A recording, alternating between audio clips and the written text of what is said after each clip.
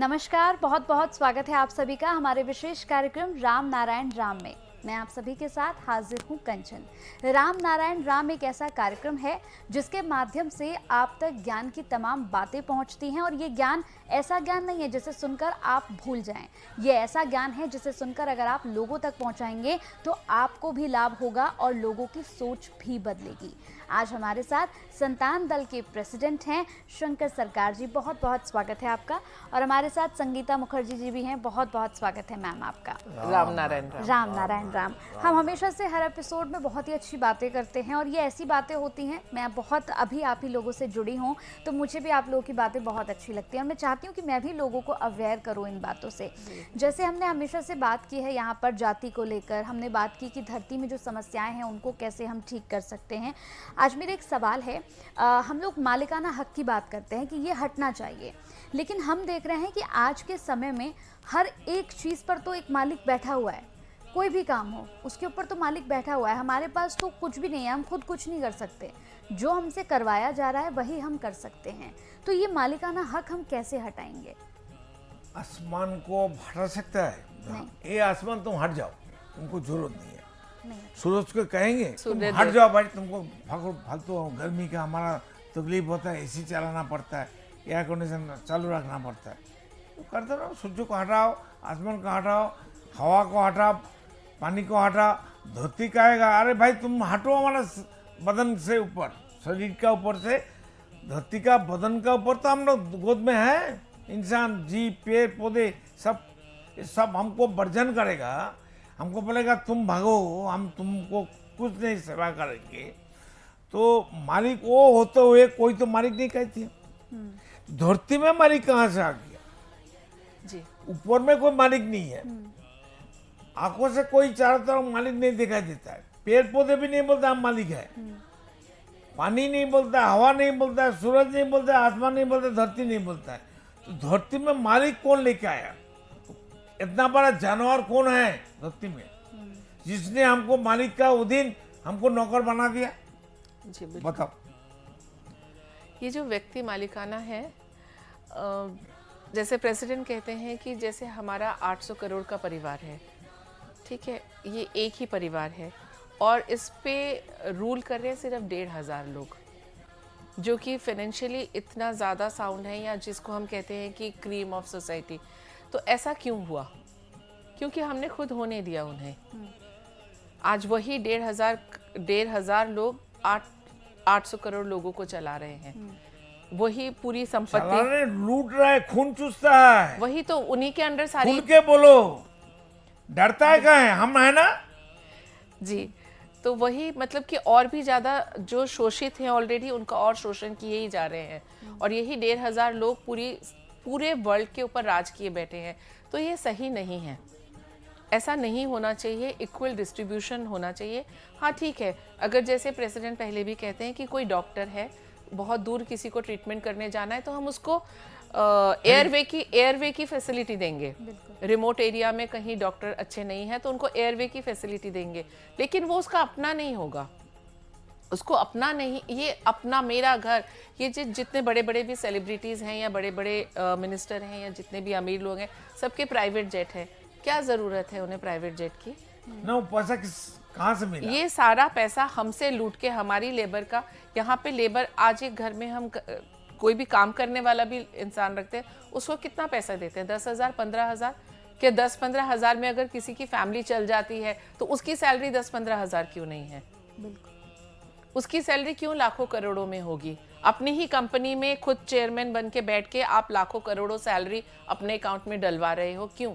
अगर आपके नीचे एक सबऑर्डिनेट का संसार 15,000 में चल सकता है, आपका क्यों नहीं चल सकता?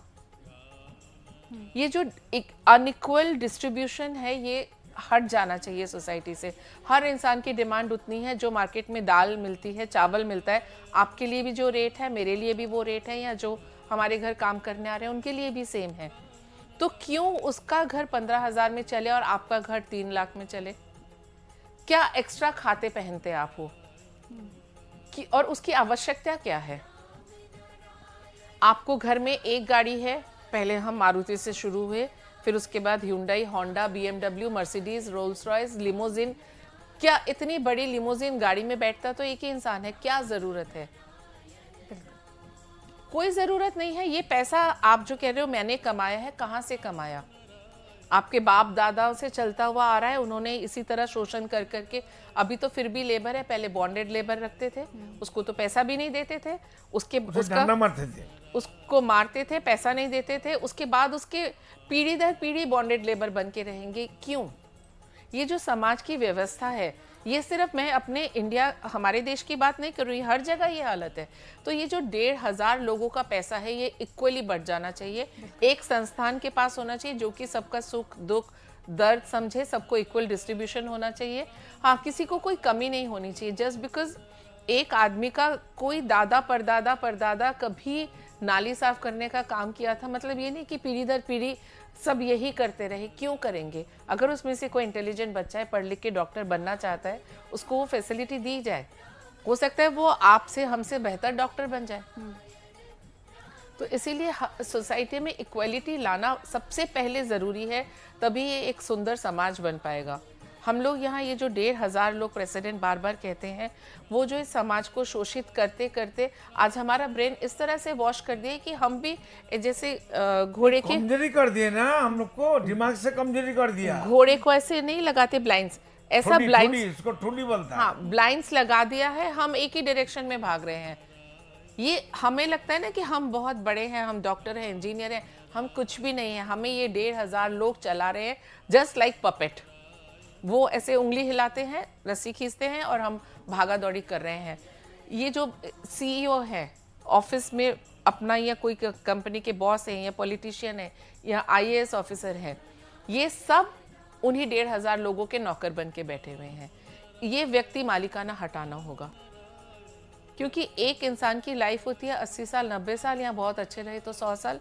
तो उसमें उसको अपना अच्छे से अच्छा कपड़ा पहनने के लिए, अच्छे से अच्छा खाना खाने के लिए इतना पैसा नहीं चाहिए होता कि वो पूरी एस्टेट अपने नाम लिखवा ले। पैसा राष्ट्र को रहेगा, वही तो हम लोग योग्यता है, हाँ, अपनी योग्यता के अनुसार हम काम करेंगे। तो हमको जो जरूरत है हमको देगा कौन? हमारा, हम जब बच्चा था, छोटा था जी, 4 साल 5 साल 6 साल 10 साल जी, तो मेरा पिता माता हमको खाना देता था, कपड़ा देता था, हमारा कोई बीमार होता मेडिकल देता था, स्कूल में पढ़ाता था, और हमको रहने के लिए मकान दिया था। तो यही तो 5 चीज हमको चाहिए। तो ये 5 चीज क्यों नहीं हमारा राष्ट्र देगा? राष्ट्र हमारा पिता माता है, एग्जैक्टली। ये हमारा धरती हमारा पिता माता है। तो धरती जब से बना आज तक इसको किया, जो हमारा पर जुल्म कर रहा है स्टिल, धरती जब से बना आज तक इसको कौन हटाएगा, इसको कौन मारेगा, इसको सब गोली मारो। आप देखिए हमारे यहाँ पॉपुलेशन जितनी है उस हिसाब से गवर्नमेंट हॉस्पिटल्स नहीं है, इतनी भीड़ रहती है वहाँ पे। और जो प्राइवेट हॉस्पिटल हैं वहाँ अगर कोई बीमार है उसको लेके जाने के लिए एक जो मिडिल क्लास आदमी 10 बार सोचता है कि आपको पता है एक किसी भी प्राइवेट हॉस्पिटल में एक विजिट ही 2,000 रुपये है। क्यों होगा ये 2,000 रुपये का? ऐसा क्या है कि वहाँ 2,000 रुपये दिए बिना इंसान एंटर नहीं कर सकता? गवर्नमेंट हॉस्पिटल प्राइवेट हॉस्पिटल में फ़र्क क्यों हो? हॉस्पिटल हॉस्पिटल होता है, सबको इक्वली राइट है वहाँ जाने का। एक वहाँ पे गरीब इंसान, प्राइवेट हॉस्पिटल को लाइसेंस क्यों दिया, कौन दिया? एग्जैक्टली वही पैसा लूटने का सब तरीका है। राष्ट्रों का होना चाहिए। धरती में जो कुछ है राष्ट्रों का है, व्यक्ति का क्यों होना चाहिए? वही तो, हर प्रॉपर्टी हर चीज राष्ट्र को होना चाहिए। राष्ट्र परिवार का मेंबर है 800 करोड़। प्रेसिडेंट सिर्फ हॉस्पिटल नहीं, स्कूल भी ऐसे ही हैं, सरकारी स्कूल प्राइवेट स्कूल। सरकारी स्कूल में एक दिमाग में हमारी सोच बैठ गई कि सरकारी स्कूल में जाएंगे तो पढ़ाई लिखाई नहीं होगी, इंसान मर के चोरी करके डकैती करके अपने बच्चे को प्राइवेट स्कूल में डाले। क्यों ये डिफरेंस रहे? क्यों नहीं सारी चीजें बराबर हो जाती? ये तो जो नेहरू महात्मा गांधी जो करके गए वो तो चालू है, उसी से आज हम सफर कर मोदी रहे जो हैं। हटाना चाहता है हटाने नहीं देता है। राहुल उसको मामी को इटली भेजो, सब मिलकर डंडा लेके चलो दिल्ली में। वो क्यों रहेगा इंडिया में? भारतवर्ष में उसका जगह कहाँ है? वो तो बाहर का गुना है, तो बाहर जाना चाहिए। पापू कहीं का जी। तो प्रेसिडेंट इसी बात पे नाराज हो जाते हैं कि ये इनइक्वालिटी नहीं होनी चाहिए हमारे समाज में। आज मेरा बच्चा और जो हमारे घर में हाउस हेल्प है उनका बच्चा, हमारी सोच ही नहीं जाती कि दोनों एक स्कूल में पढ़ सकते हैं। इस सोच को हमारे अंदर इतना डीप रूटेड कर दिया गया है कि नहीं, वो तो शायद गवर्नमेंट स्कूल में ही पढ़ता होगा। क्यों ये डिफरेंस है? इसको पहले हमें अपने दिमाग से हम सोच निकालेंगे तभी तो हम करेंगे। बिल्कुल। सबसे पहले ज़रूरत है एक सोच की।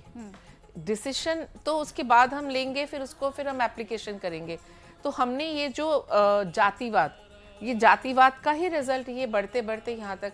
आज मैं कहती हूँ कोई बड़े बिजनेसमैन बीमार हो जाए, क्या हम उनको कभी सोच सकते हैं कि किसी गवर्नमेंट हॉस्पिटल में जाएगा? मालूम है महात्मा गांधी का बेटा एक मुस्लिम लड़की से प्रेम किया था, जी, शादी किया, इस्लाम धर्म कबूल किया, फिर महात्मा गांधी का जो वाइफ है वो हिंदू लोग का एक समाज को बोला कैसे भी हो मेरा बेटा को लेके आओ। वो लोग दिमाग खटा के पैसा खर्चा करके वो मुस्लिम धर्म से फिर हिंदू बना दिया। धर्म यहाँ से यहाँ जाने का चीज है क्या?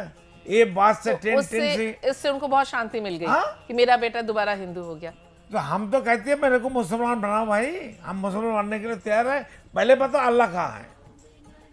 अल्लाह कहाँ रहता है, भगवान कहाँ रहता है यहाँ? अरे भगवान तो है ही नहीं, भगवान तो नीचे का बात है, अल्लाह तो ऊपर का बात है। भगवान तो नीचे है, अल्लाह ऊपर में है। बिल्कुल। तो हिंदू लोग को, सनातनी लोग को ईश्वर कहाँ है, गॉड कहाँ है, सृष्टा कहाँ है, विधाता कहाँ है, किसी को मालूम नहीं, उनका नाम भी मालूम नहीं है। अरे इस्लाम लोग तो गलत करे, सही करे, ठीक करे, उनको बोलता है भाई हमारा अल्लाह सब कुछ है, लेकिन अल्लाह का नाम तो अल्लाह है ही नहीं। ये भी झूठ है। और हिंदू लोग, सनातनी लोग का तो ईश्वर, सृष्टा और विधाता का नाम ही मालूम नहीं है, उसके पापा का नाम मालूम नहीं है। ये सनातनी हिंदू है। बिल्कुल। और हिंदू में भी इतने अलग अलग डिवीजन, मतलब नहीं, कितना टाइम है लोगों के तो पास। इस्लाम धर्म में भी हाँ, हर धर्म में भी है, क्रिश्चियन में भी है, सब में है। मतलब इन सब चीजों से खुद को मैन मेड है। जरूरत क्या है? धर्म तो। लेके हम पैदा हुआ, हर इंसान धर्म लेके पैदा हुआ, 800 करोड़ आदमी धर्म लेके पैदा हुआ। वो बेवकूफ है क्या जो हमको पैदा किया, सृष्टि किया बिना धर्म के? बिना धर्म का भविष्य दिया। और वो क्यों हमारा अंदर दास बन के बैठा है? जिसने हमको पैदा किया, सृष्टि किया, वही सोचता, वही अल्लाह खुदा गॉड हमारा अंदर विवेक बन के बैठा। उसको अलग नाम दे दिया, ये अल्लाह नहीं है। फिर बोलते नहीं वही अल्लाह है, यही भगवान है। तो उसको अलग नाम क्यों दिया भाई? तो क्या जरूरत है वो आके हमारा अंदर दास बन के, मेरा शरीर के अंदर? वो कहाँ है? विवेक कहाँ है? हाँ। मन कहाँ है? आत्मा कहाँ है? चैतन्य कहाँ है? किसी को मालूम नहीं, लेकिन बोलता तो है, बताता तो है, नामकरण तो है। अगर हम इंसान को एक खिलौना माने तो आप सोचो कि जिस खिलौने ने, जिसने इंजीनियर ने हमें बनाया है, अगर हम अपने आप को एक खिलौना मानते हैं, तो वो इंजीनियर 24 घंटे तक हमारे हर पल मेरे साथ है।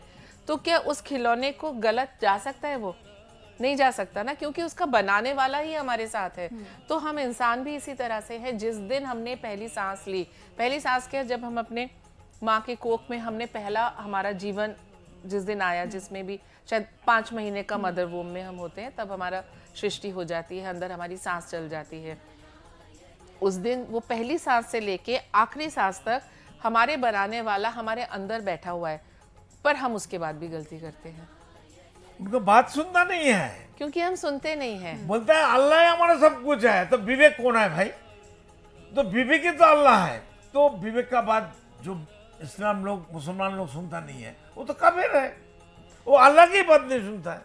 मतलब कितनी मजेदार बात है, उनकी बनाई हुई क्रिएशन हम हैं, हम इसकी पूजा ना करके जो हमारी बनाई हुई क्रिएशन है, मूर्तियां, अलग अलग मंदिर, मस्जिद, चर्च, उसके पूजने में लगे हुए हैं। इससे बड़ी बेवकूफ़ी और क्या होगी? बिल्कुल। इससे सिंपल वे में मैं और समझा नहीं पाऊंगी कि आज जिसने हमें बनाया वो हमारे अंदर दास बन के बैठा है, हम चलता फिरता मंदिर है, उसको छोड़ के हम जो हमने बनाया है मंदिर, देवी देवता, उनके लिए एकड़ एकड़ लैंड बना के, मंदिर बना के, इतना सारा आडंबर रचा के, इतना करोड़ों रुपया बर्बाद करके हम उसमें खुश हैं। लेकिन जिसने हमें बनाया है, हम इंसान रूपी मंदिर बना के, और उसी मंदिर में खुद हर मंदिर में विराजमान है, वो जिंदा मंदिर है। ये चलता फिरता मंदिर जो हम हैं, हम इसकी पूजा नहीं करते, क्योंकि आप भी एक क्रिएशन है, ये भी है, मैं भी हूँ, तो हम सारे ही भगवान हो गए। हम क्यों नहीं अपनी पूजा करें, आपकी पूजा करें, इनकी पूजा करें? हमें इसके अलावा इतना टाइम क्या हमारे पास फालतू है कि जो हमने क्रिएशन करी और इतना आडंबर रचा, कुछ लोगों को अपना बेनिफिट दिलाने के लिए हम उसके पीछे भाग रहे हैं। इतने ऊपर जा रहे हैं मंदिर में पूजा करने, इतना जा रहे हैं पैदल चलने, चला नहीं जाता, पालकी में चढ़ के जाना है क्योंकि वहां जाके हमें पुण्य मिलेगा। ये क्या पुण्य कमा रहे हो आप कि एक गरीब इंसान, क्योंकि उसके पास काम नहीं है तो वो पालकी उठाने का काम करता है, वो आपको 4 लोग कंधे में उठा के मंदिर लेके जा रहे हैं, वहां पुण्य कमा रहे हो और सारे रास्ते पाप करते हुए जा रहे हो। जस्ट बिकॉज आपके पास 4 पैसे हैं, आपने उस इंसान को आप दे सकते हो, वो आपको कंधे में उठा के लेके जा रहा है। क्या पूजा है ये? क्या जरूरत है इस पूजा का की? मतलब है खुद को पूजा करना, वो है मेडिटेशन।